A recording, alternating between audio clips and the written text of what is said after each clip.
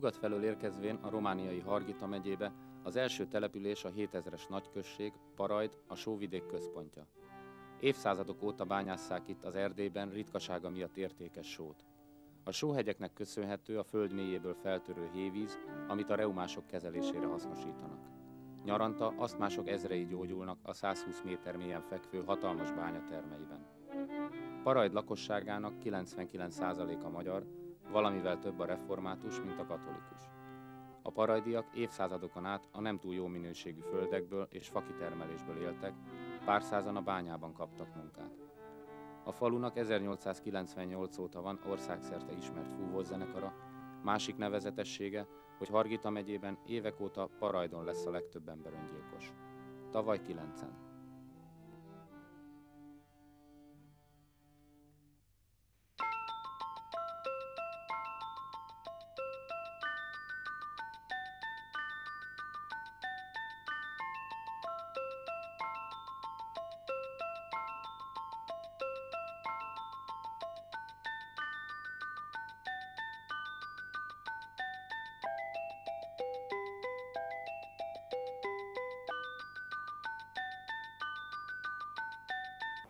Ha kifognám az aranyhalat, azt szeretném, hogy a világ rendes és szemétmentes legyen, az emberek pedig kedvesek és szorgalmasak.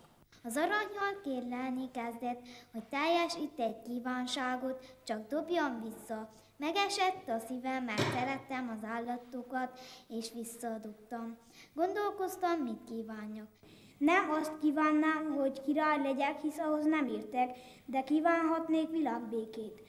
Világbéke olyan űrhajók, amelyekben fényévekre is utazhatnánk, és más életformákat felkutathatnánk, a betegségek tűnjenek el, fejlődjön az ipar és a mezőgazdaság. Megszólalt az aranyhal. Ha elengedsz, lesz 3 kívánságod. Én elengedlek, de nem csapsz be, ugye? Másodszor pedig azt kívánnám, hogy minden embernek legyen elképzelése a jövőről, és ne csak úgy nézzen a dolgok elé, hogy az nem sikerül. Harmadszor pedig azt kívánnám, hogy bárcsak ne halnának meg az emberek, és bárcsak ne halnának meg az emberek, és bárcsak ne halnának meg az emberek. Én mióta visszaemlékszem az én gyermekkoromra, például az én szomszédomban, mert azoknak is ott is volt 5 gyermek, mi is 5-ön voltunk, együtt játszottunk mindenféle, együtt gyermekeskedtünk, mi ugye ő szomszédok voltunk.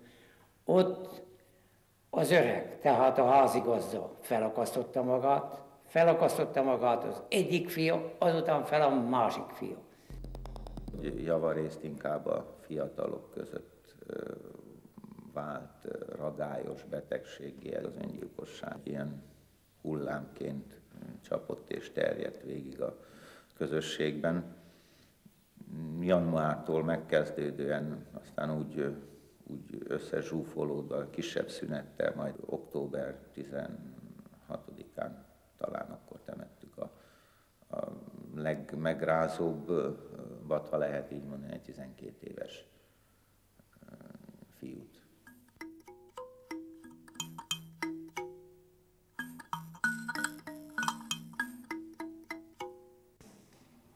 Amikor feljöttem az iskolába, akkor tudtam meg, hogy István nem jött első órára. Én nekem csak tisztő volt órám, és rögtön keresni kezdtem a gyereket, de nem volt már az iskolában. És akkor utána érdeklődtem, és az egyik haverje mondta, hogy hívta a kiflit vásárolni, és azt mondta, hogy én most megyek, felakasztom magam, de nagyon vidáman, úgyhogy senki nem vette komolyan. A legjobb barátom volt nekem, és hát együtt barátkoztunk, mindig együtt voltunk, hát szemenek.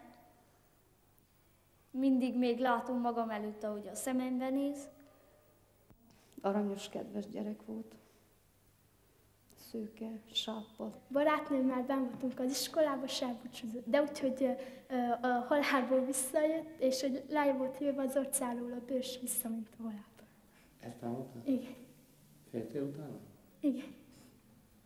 És elköszönt tőletek? Igen. És mit mondtad? Azt, hogy visszajöttem, hogy elbúcsúzzak tőletek, és majd visszament.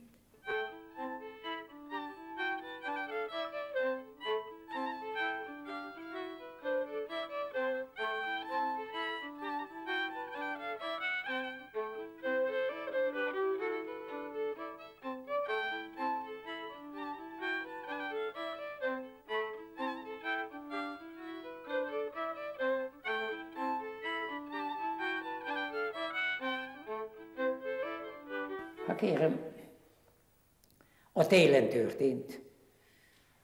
Az iskola ott volt a kultúrházban, és onnan egy szőke gyermek bejövetett vízét. És egy adott pillanatban kihirdették, hogy a vezetékből ne igyék senki egy bizonyos ideig, mert fertőzött a víz. A gyermeknek mondom, te, minek viszed a vizet? És azt mondja, inni. Ne vidd a vizet, vidd egyébként nem, mert innen viszed a vizet, meghalsz, meg én leszek a hibás, hogy beteg leszel. Azt mondja, Mózsi bácsi, ha beteg leszek, felakasztom magamat. Hát egy akkora gyermek, az esze kiállt a tolvajkölyöknek, hogy hát azt mondja, akasztom fel magamat, ha beteg leszek. Mondom, kit akar, hogy innen most nem tudom, mit csinálok vele. Macskos tolvaja. Egy akkora gyermek így felel neki.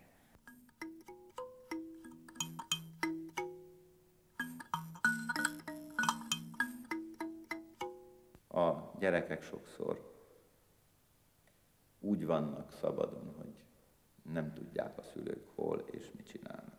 De hallottam olyant is, hogy a gyerek zsarolta ezért a szabadságért a szülőt, aki felelősségre vonta és megkérdezte, miért hajnalba jöttél haza. Akkor azt mondta, hogy ha máskor nem engednek el, vagy ezért felelősségre vonnak, akkor öngyilkos leszek.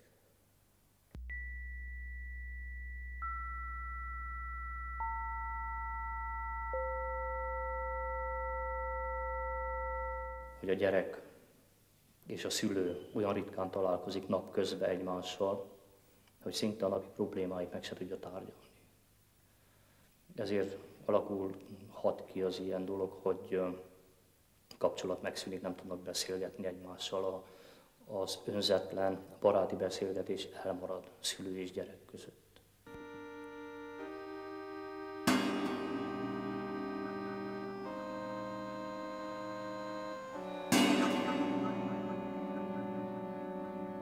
Ha kifognám az aranyhalat, én az életemben kikeresem a mindennapi kenyeremet, ami kell a családomnak megvan, és nem szegényeskedünk. De mi nem élünk szegénységben, ki vagyunk tartva élelemmel, ami kell az élethez. De mi a kenyerünkre, az életünkre gondolunk. Én úgy képzelem az életemet, hogy minden nap gondolok a családomra.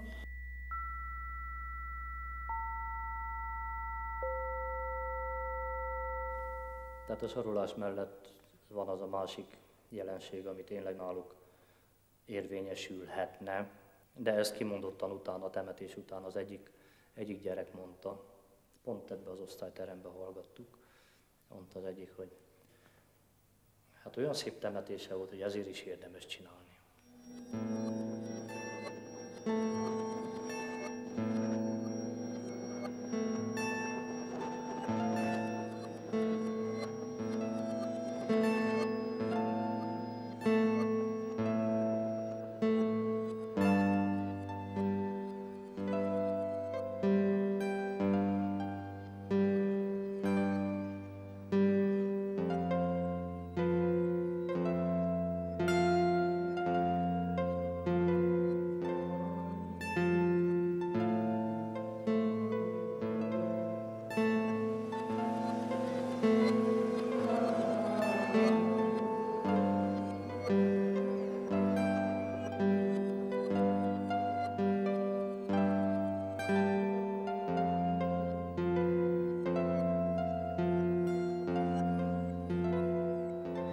Én megmondom őszintén, itt Parajdon az egyik rokonságon felakasztottam magát, én elkapnám az úton, most valahol útpofon várném, hogy a szeme kiszökne. Tiszta vadonatúj géppel dolgozott, jó vágású, szép csóra volt, akkor jött haza katonaságtól, jó nézett ki, és felakasztotta magát. Hogy miért, én nem tudom. Egy pénzre írta, hogy nem én vagyok a hibás, hanem a sors. Hát milyen van a sors? mikor jó fel van öltözve, és van mit egyék, és mindenféle. Úgyhogy én erre nem tudok magyarázatot adni. Segítettem napkapálni, és mikor ment vissza, kérdem, fiam, van-e pénzed? És azt mondja, van valamennyi sajt, még adtam, néha lehet neki, és még megcsókolt. Na, azt mondja, aztán vigyázzon magára, apja. Mondom, mikor jössz még haza? Hát azt már nem tudom. Nos, másnap már megtörtént a baj. Ezek a mostani öngyilkosságok, tudja, az emberiségben megvan egy olyan valami gazdagodási vágy, mi az ördöge, minek lehet nevezni, hogy neki nem jó az élet, nehéz az élet, pedig én véleményem szerint most ahhoz képest az élet nagyon könnyű, mint mikor én gyermek voltam. Most más világban, most más. De mégis valahogy elégedetlenek az emberek, én nem tudom. Én nem tudom ezt megmagyarázni, hogy miről van szó, de sőt, még a gyermek is panaszkodik.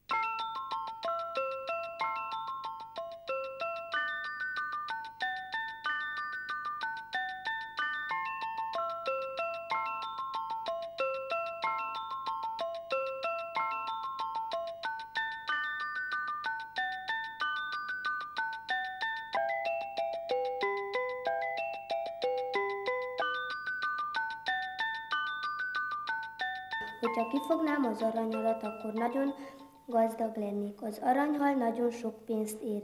Én, hogyha megnőlök, akkor gyárba szeretnék dolgozni. A gyárban nagyon sokan dolgoznak, mert nagyon jól megfizetik. Én szeretném, hogy hamar megnőjek és pénzt keressek a házhoz. Itt Parajdon nincs aranyhal, de biztos, hogy más helyt sincs.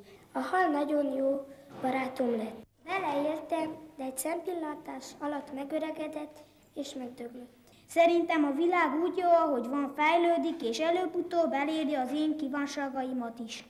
A világon nem lehet változtatni, mert ez csak egy álom. Minden ember olyan, amilyen, és a világ is.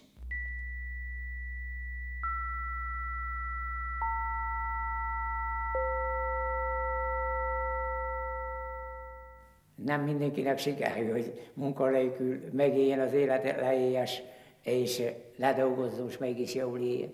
Valakinek úgy siker, hogy ömlik a pénz úgy is, de ez nem akárkinek adatik meg az ilyesmi. De még most is dolgozik állandóan. Javítja. Én kérem, én beteg vagyok, de én most is, ha nyugdíjt én lehet nem adnának, és ha én ebben a pozícióban volnék, én a kenyeret minden napra kikeresni. Ez egyszer biztos. Valamelyik nap ő az egyik, és azt mondja, Mauzsi bácsi, pautolja ki, beémettem a kenyerasból. Pautolja ki, azt mondja, elévett valami kevés pénz. Pautolja ki, hogy vegyek egy fél kenyeret. Mondom, Zsigó, az anyád jó iskoláját, mondom, mindjárt eszhetőlek, mondom. Én beteg létemre dolgozok, te fiatal ember vagy, kéregetsz, nem szégyelled magadat, mondom. Kérdem a boltostól, mennyi egy fél kenyér, ennyi kifizettem, és mondom, ne többet hozzám közé, gyere. Mind dolgozzál, roncson kell nyavaja, mondom, hát aztán. De azt mondja, nincs hol dolgozik. Ha mondom, a nyarban keresték a munkát, Veres doktornál dolgozhattál volna. Egész élő nyáron már épít, nem kapott munkást. Te nem kapsz munkát, szédjed magadat, takarodj ki a vajról. Így vannak. Így akar. Nem akar, nem kap. De ha akarna munkát kapni, most is kap, mert egyik épít, a más kártyát csinál, a másik nem tudom mit, kéne a napszámos munkás, csak ugye nem akar kéne konveniál a munka. Általában a mentalitás az, hogy ne dolgozzunk a fiatalságnak.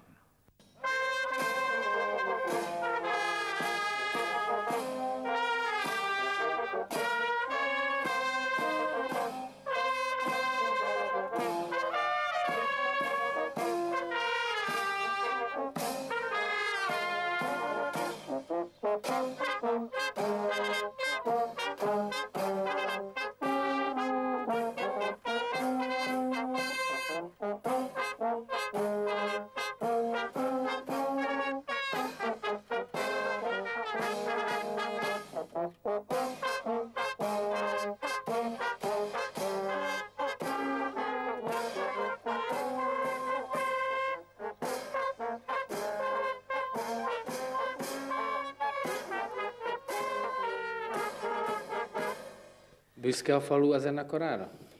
Hát, hogy látja ezt? hogy is fejezzem ki.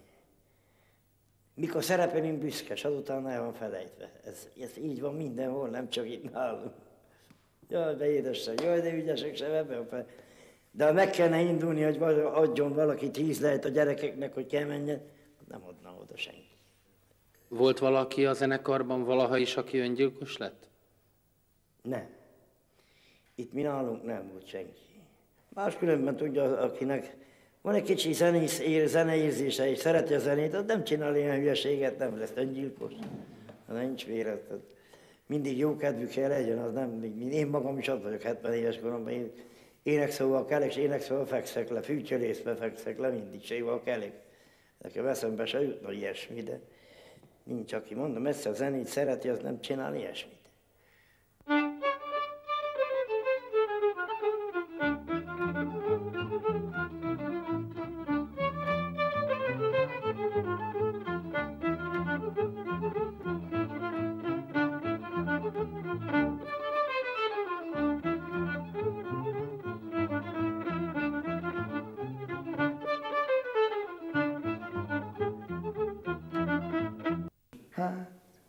Most tudod, olyan ez a helyzet, hogy mindenki idegbeteg. Nincs nyugta, én is úgy vagyok. Érted? Én, hogy nem dolgozhatnék, vagy nem mehetnék a mezőre, otthon kéne üljek, hát észre meg is zavarodnék. Akkor vagyok úgy, mikor elmegy ki a mezőre. Már nem jó, hogy lefeküdjek. Ha otthon egyedül lefekszek, abban a pillanatban eszem nem jó, hát megmondom. Nem szabad egyedül maradjak. Úgyhogy én magam részemről ilyen tudok mondani, hogy ez van, aztán, hogy máshogy van, de képzelem, hogy másokban is ilyesmi van. Ilyesmi van másokban is.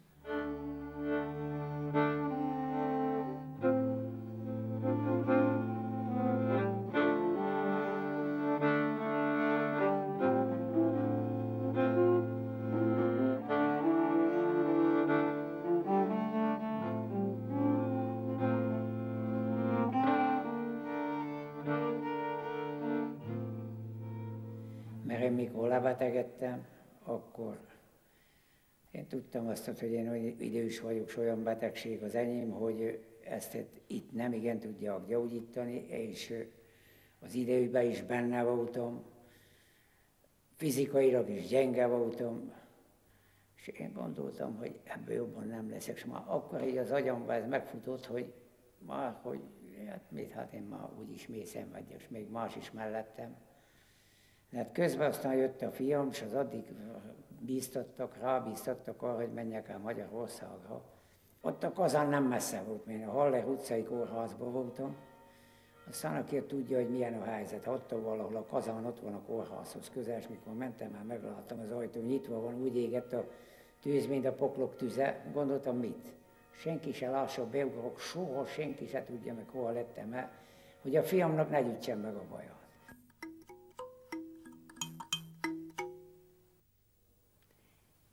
Ez a gondolat még mindig nem hagyott el, hogy én, ha úgy áll a helyzet, ha én lelépek. Tehát őszinte vagyok. Még most se vagyok ebből a gondolatból kitérve, hogy no, most már nem tudom mi. Még mindig van ilyen kutya bennem, még van.